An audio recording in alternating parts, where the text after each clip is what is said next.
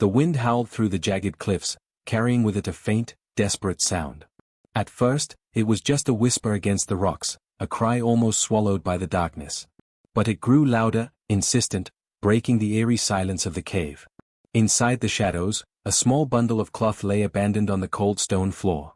Its tiny fists clawed the air, its wails echoing against the cavern walls.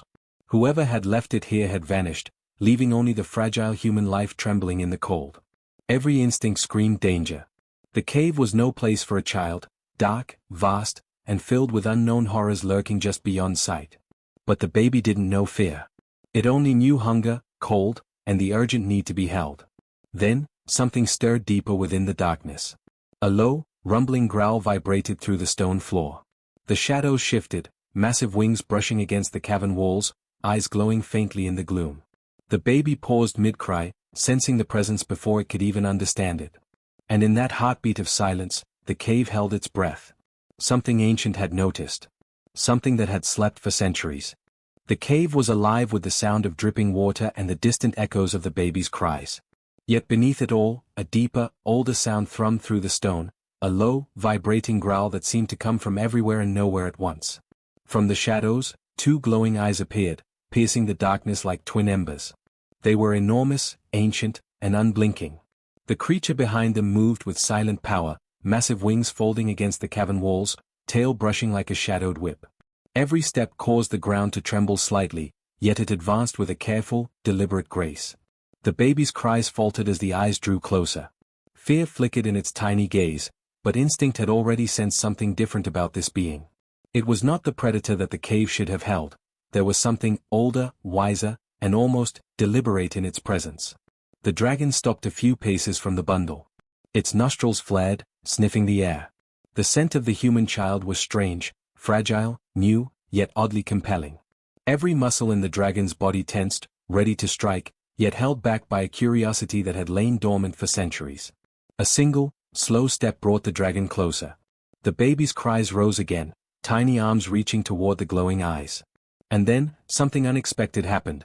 The dragon's massive head lowered, smoke curling gently from its nostrils, until the tip of its snout hovered just above the child. It sniffed. The cave fell silent.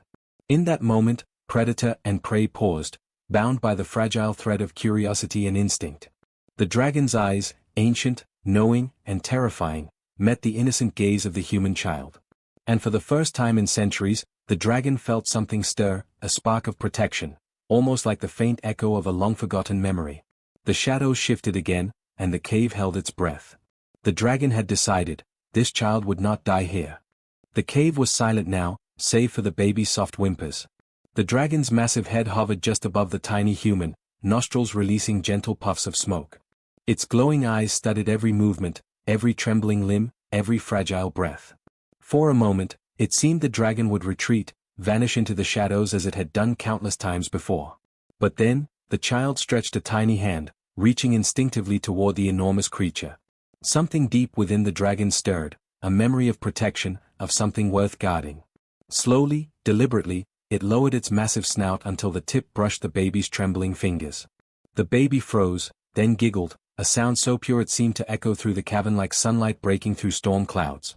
The dragon recoiled slightly, unused to such a strange, soft sound. It hissed gently, a warning or perhaps a question. But the baby, unafraid now, babbled and gurgled, pressing closer. A bond began to form in that fragile, trembling moment. The dragon, ancient and powerful, recognized the helplessness of this tiny being. And the baby, innocent and trusting, sensed the strength and wisdom in the dragon's gaze. Time seemed to stretch. Shadows shifted, and the cave itself felt different, safer somehow, held together by this unlikely pair. The dragon lowered its massive claw, almost as if offering protection rather than threat. The baby reached out again, gripping a single claw with tiny fingers. It was the beginning of an unspoken promise.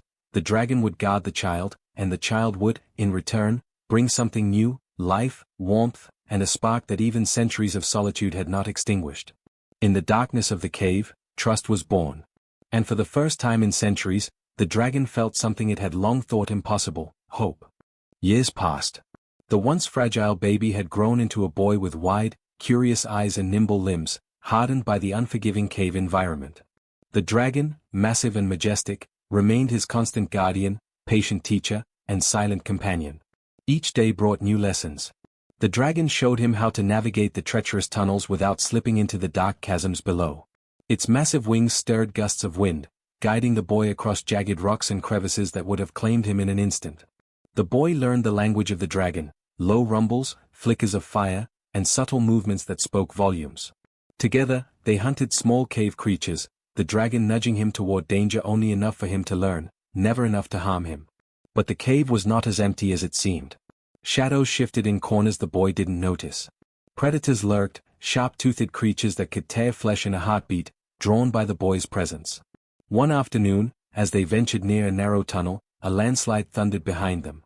Rocks fell with a deafening crash, sending dust and debris into the air. The boy froze. Instinctively, the dragon spread its massive wings, creating a barrier of shadow and power. With a forceful push of its tail, the dragon cleared the rocks enough for the boy to scramble to safety. Panting, covered in dust, the boy looked up at the dragon.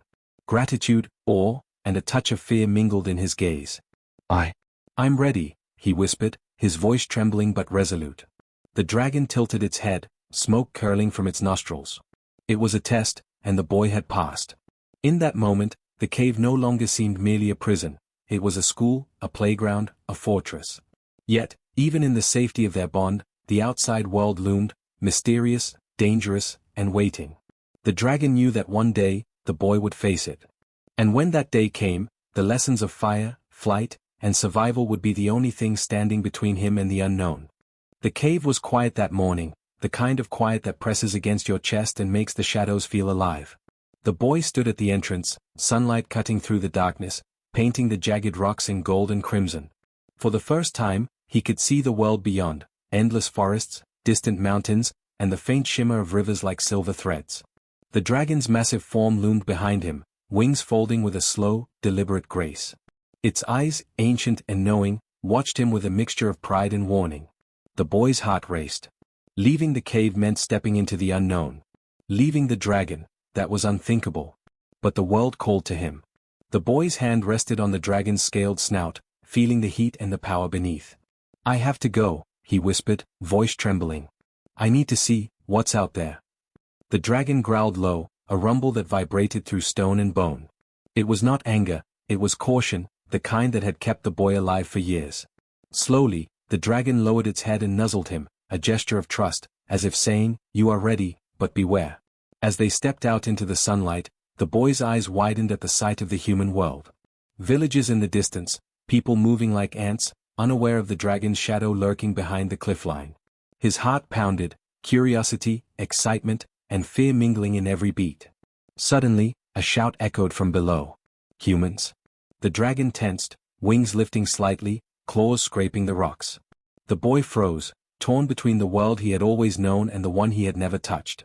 The humans were approaching, and with them came questions, fear, danger. The boy looked at his dragon guardian, and their bond, years of trust, survival, and love, held him steady. He took a deep breath, knowing that whatever happened next, nothing could undo the bond they had forged. The dragon let out a thunderous roar, shaking the cliffside, warning friend and foe alike. And as the humans paused in fear, the boy stepped forward, ready to face the world, not as a helpless child abandoned in a cave, but as someone raised by fire, shadow, and ancient wisdom. The world beyond had begun. And nothing would ever be the same.